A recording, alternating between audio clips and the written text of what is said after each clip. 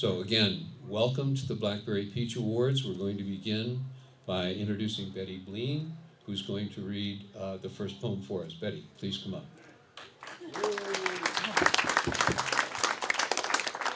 Thank you, Mr. Kavanaugh. Thank you to the National Federation of State Poetry Societies, and also to our judge, Hakeem Bellamy, for picking my poetry, and also for having it in Denver, because not only could I come to the convention, but I could see my sister who lives here.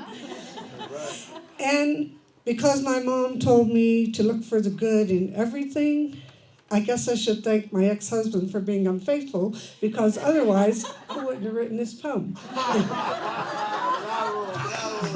So the first poem I'm going to read is The First Time You Stayed Out All Night.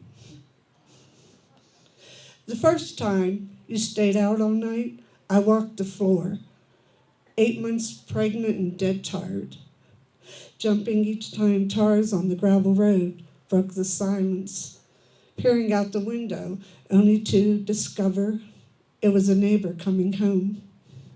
We had no phone, so you couldn't call. I had no friends in whom I could confide. It was so cold outside, and that old furnace would clog, so I'd have to bleed the lines like I'd watch you do. My big belly squeezed tight in that small hall space trailers are known for. You never came home that night, nor the next day. It wasn't until the late show with Johnny Carson signed off that you came ambling in as if it were just an ordinary night, and you hadn't been gone for 2 days. There was no anger in my voice, at least not then, only relief. You hadn't been in an accident, after all, my worst fear. I believed your explanation, so lame in love with you. Your explanation, so lame, it's not worth remembering now. And there was that summer day I spent washing clothes and had put that shaggy blue rug down in the hallway, fresh off the line. You came home late again, saying you'd had a rough day and going straight to bed. I stopped dead in my tracks at the sight of that tiny sparkling earring lying on the rug, one I'd never seen before in my life. I pondered where it could have come from the rest of the night.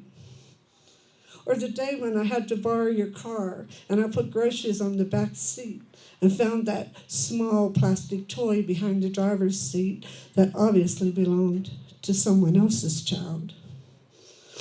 I spent the whole day trying to convince myself that there must be a reasonable explanation, because you would never cheat on me. Would never cheat on me, would you? And there was that motorcycle accident mentioned in the local section of the Wheeling newspaper, an accident which left her right knee tore up so bad that to this day you still have a scar. You could have knocked me over with a feather when I read your name. And that fact that you had a companion with you, listed only as female, 22. The first time you stayed out all night, I should have known. They say that hindsight is 20/20. They say love is blind. They say life isn't always fair. They say love hurts. To this I can attest. Even after all these years, love hurts. Thank you. Yeah, all right.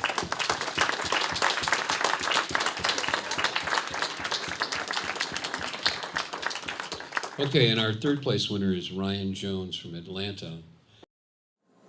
Hi, I'm Ryan Jones, the third place winner of the 2018 Blackberry Peach Poetry Prize. I'm sorry that I'm not there in Denver to be able to attend what I'm sure is an amazing conference with you all, but I'd like to share with you my pieces.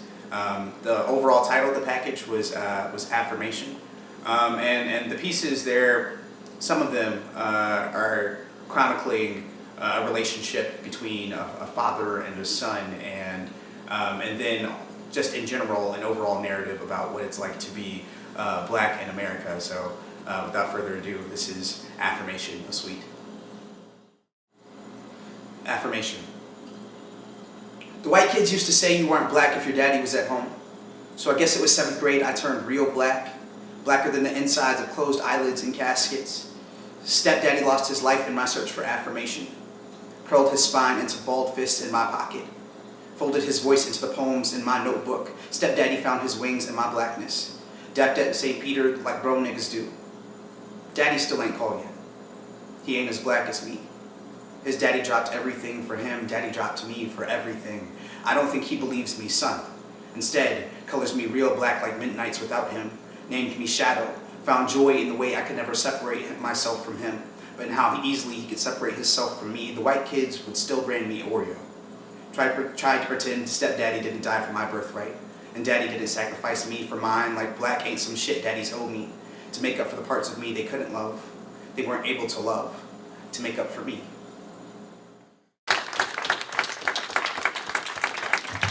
Wow. All right, now we're going to have Susan Chambers, our second place winner. I might point out that she was second place last year as well. And she told me she's going to try and be second place again next year.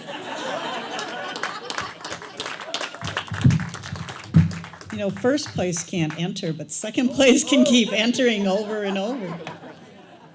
I also love this competition because it allows you to use published poems, so you can go back and look at some. And like Betty, I've had more than one husband, so don't assume that my current husband is in these poems. And I want to thank the Blackberry founders here. This is a wonderful competition, and those of us who like to do spoken word as well as the written haven't had much opportunity for that, and this is just wonderful. How to become a writer. You need a pair of dogs, preferably large. The type who accompany you are not walked. We move in early gray, ignore thick dew turned frost on the roofs.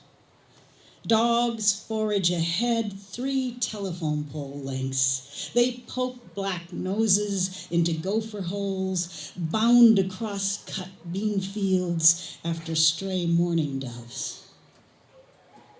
It takes a partner whose mouth puckers duty.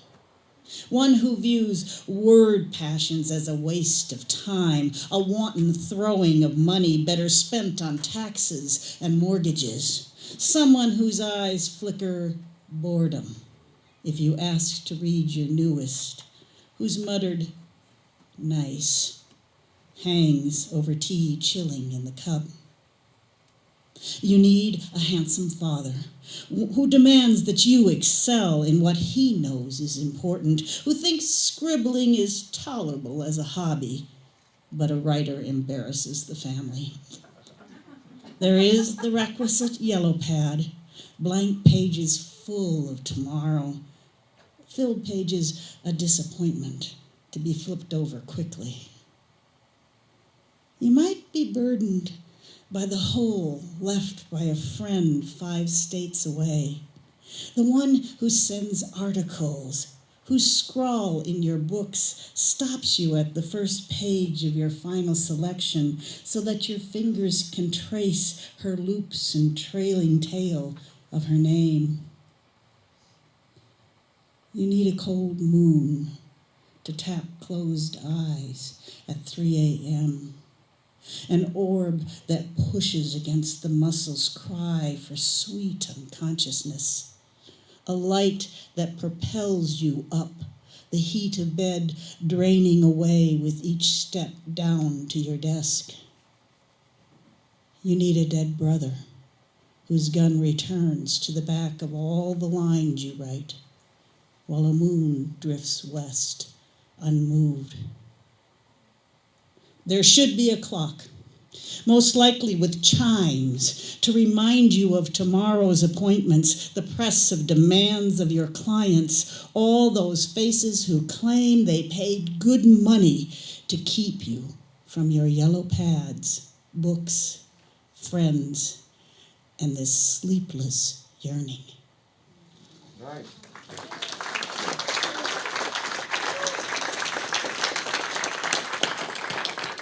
our first place winner, Rosemary.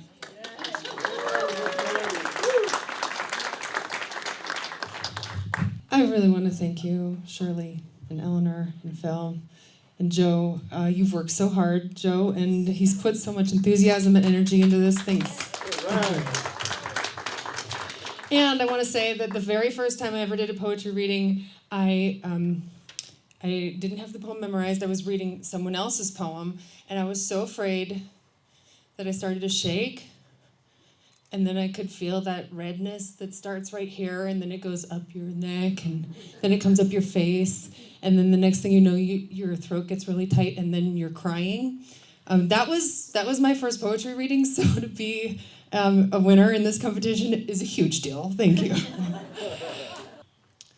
This is after my friend Phyllis shows me the New York Times obituary headline, Lou Michaels, all-purpose player, dies at 80, missed kicks in '69 Super Bowl. Right, that was his obituary, and that's the title of the poem. That's a long title, I know, but yeah, in his obituary, that's what they wrote, and I thought,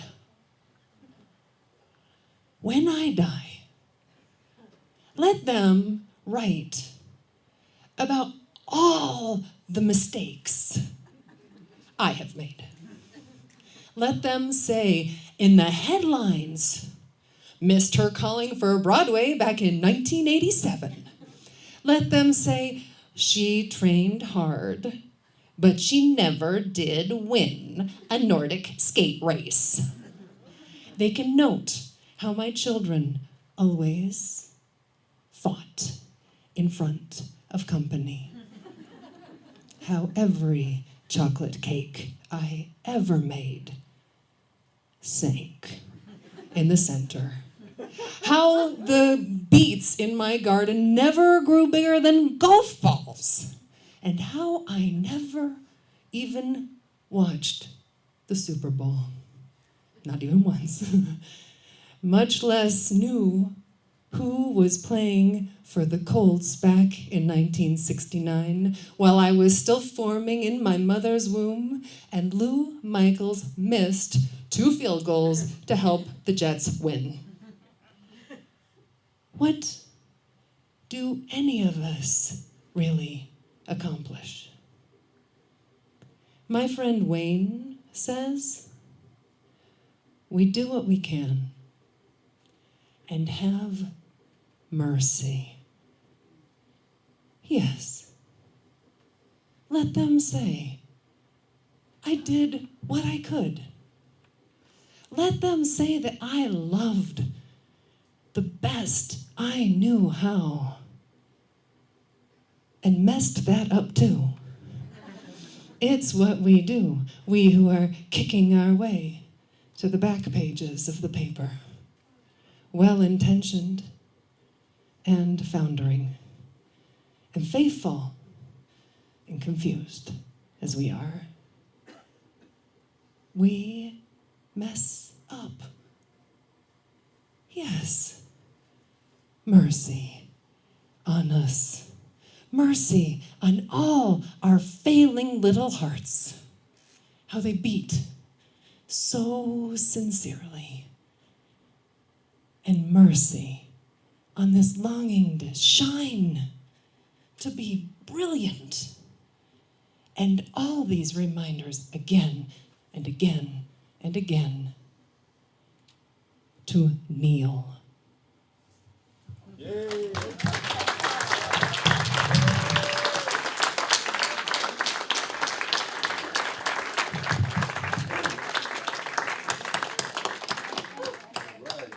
Okay, so now we're going to start the second round with Betty. Betty.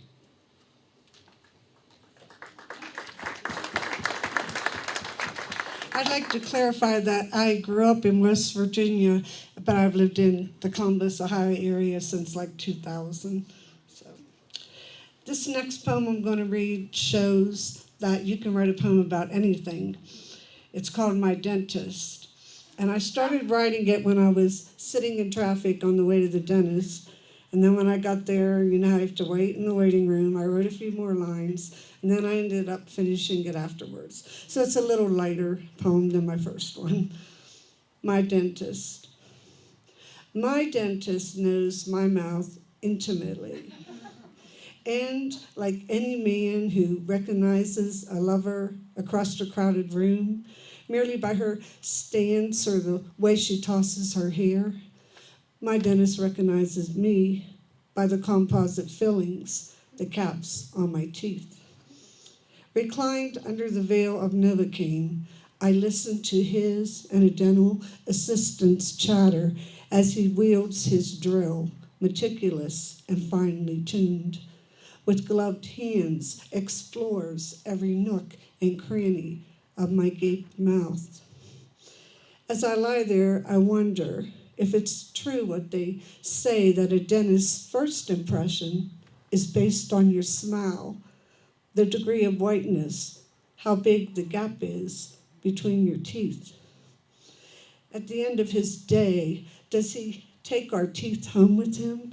Each extraction and filling a story to be tossed over salad as he dines with his family, an example to his children as a reason as to why they should always brush their teeth. Does he dream of our teeth at night, the decayed ones surfacing in nightmares to mock him, in which he runs aimlessly through forests, fog, or the dead of night, in search of a dental tool that will subdue them, while the healthy teeth shimmer in pleasant dreams, lined up in rows like sailors, standing at attention in their dress whites, each saluting as he pauses before them, the words excellent, brilliant, beautiful, rolling off his tongue. Thank you.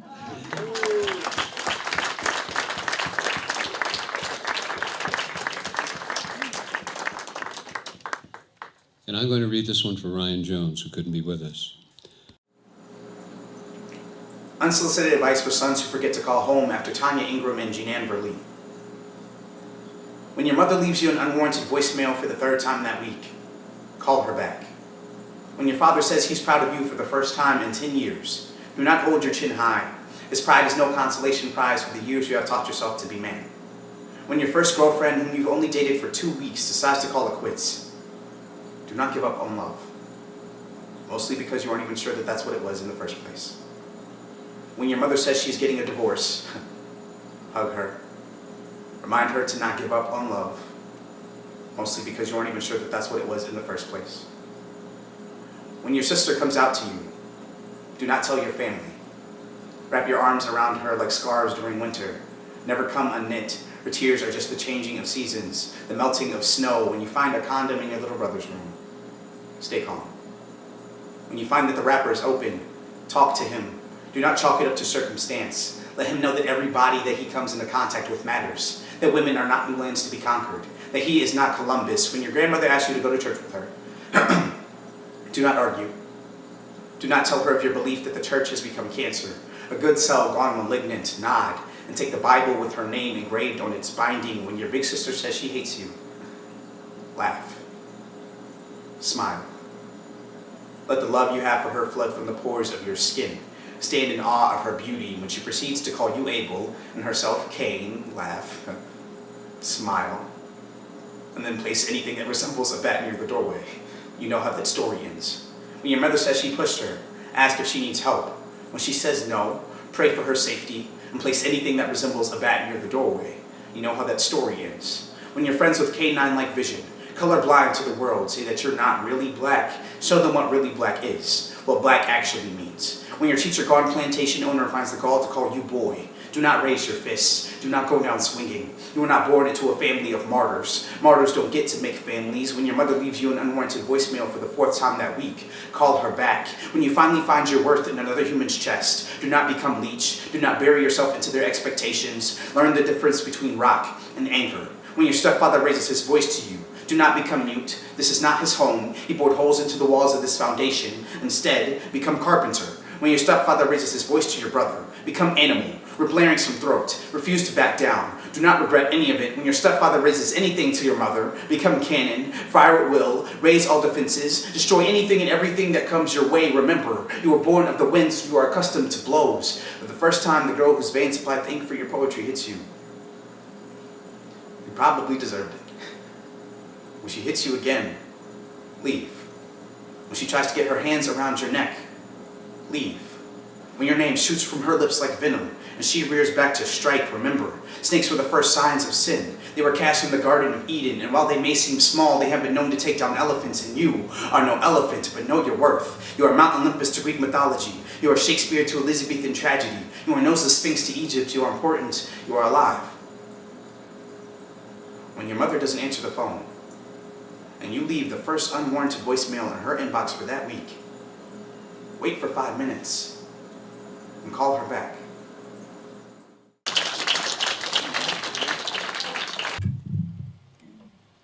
Studying tongues. 1. The oriole sprays sunshine over the new green oak leaves. He's too far away to show me his tongue, how he uses it to tumble spring into my yard. The dog nudges my hand when I come to the door to empty the teapot. I crane my head up to the spot of song. The dog's tongue scratches against my fingers. I push through a river of grass, moist as a mouth. My toes are soaked. The oriole flies. I have no song to call her back. My tongue traces only toothpaste and morning. 2. I bring you a cup of tea. You still sleep. You have your back to me. In your dreams, you are beyond sensations. I take my tongue, curl it around your shoulder, taste salt, sawdust, and yesterday's sweat. I stretch long on my side of the bed, trace the line of cologne, lunch down your arm, twirl around the chocolate noon of wrist. My moisture makes you turn, but my silent conversation is not much more than a nudge against your heavy drowse. Your chest invites tongue's further dialogue. It converses through curls of coarse black hairs. Your silver strands interject their own comments from time to time. My tongue ambles down your stomach in casual chat.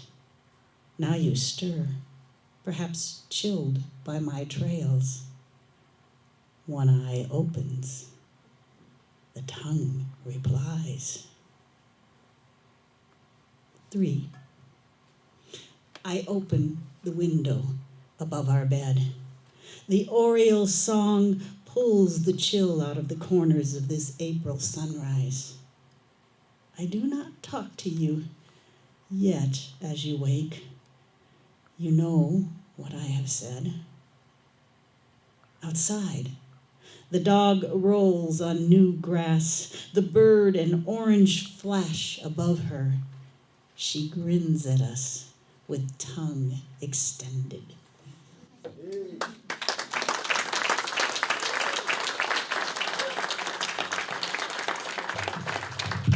And our grand finale is going to be Rosemary, and she's going to get to do 2 poems, a bonus poem, because she's the winner.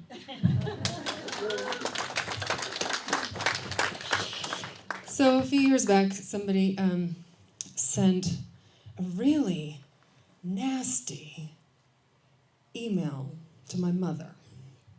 It wasn't just to her, it was a general spam. It was porn. And I was really mad.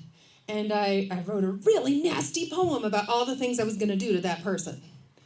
And my friend Art, Good Times, meets me the next day for coffee, and he says, "What was up with that poem?"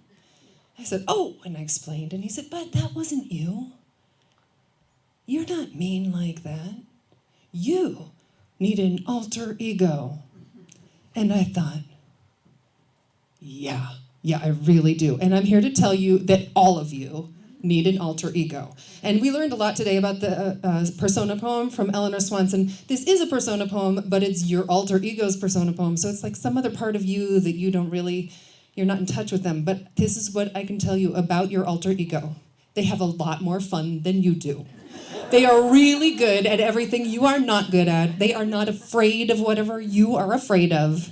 And so if you feel too shy, too prissy, too scared, whatever, to do something, this is when you must pull out your pen and invite your alter ego to take this one on for you. Here's what you do is you come up with your name for your alter ego. Mine is Wild Rose. And she loves going bathing suit shopping. She loves buying used cars. She loves being alone in the woods and dancing on tables with death and driving in the back seat of the car with God. She really has a great time. Way more fun than I do. And this time, this poem is about Wild Rose. When she showed up when I was at the PT, I had a problem with my hamstring, and the physical therapist suggested that if I just swung my hips more when I walked, that might help. And I said, no. And she said, just pretend you have a tail. And I said, no. But Wild Rose thought this was an awesome idea. And this is Wild Rose chooses a tail. She is tired of all this tight-ass, skinny-hip nonsense. Walking down the street like a pole, like a rail, like a wall. Wild Rose moves in curves. She is more swink, more sway every day, and she wants a tail. And not some fluffy little scut, and not some prehensile appendage always grabbing at things. Mm-mm. She wants a long and slinky swirl of a tail that will swing when she steps, and you can bet she will swing for the pure fun of swinging. She's gonna flick it and swish it with the wiggle in her gait, 'cause she has got fanny and flair and a swagger in her ramble, and now she has got a tail. And you know that she was looking for some other way to tease anyone who thinks that a woman is supposed to play it straight. And that new tail, it rocks it on her coccyx and the way that she is feeling. That road that she is walking can go on forever.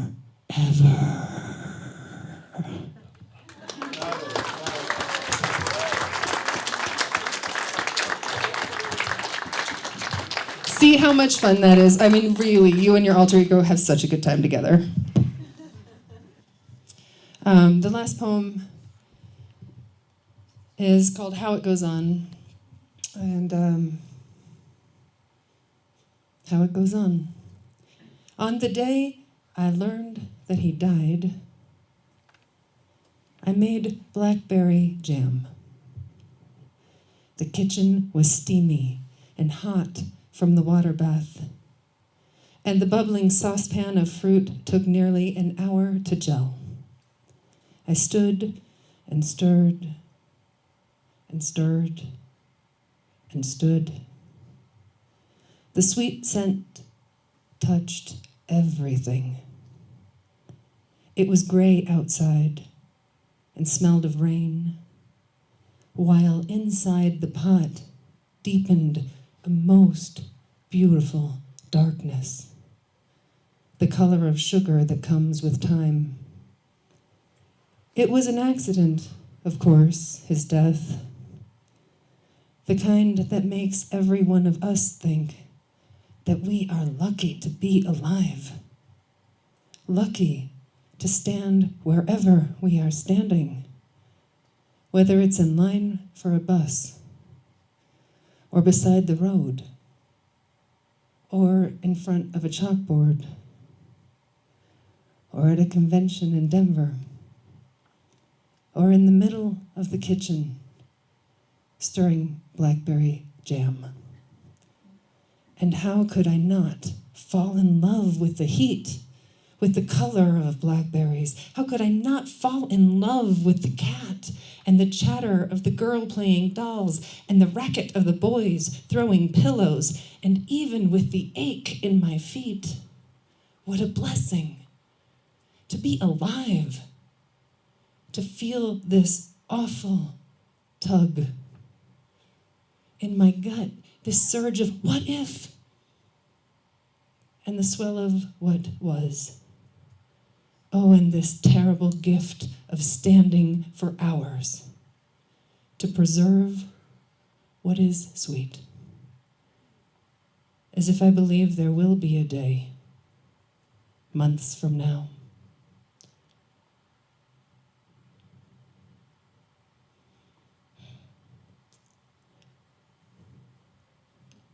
when we will eat the sweetness and know ourselves lucky, lucky, lucky to be alive. Right.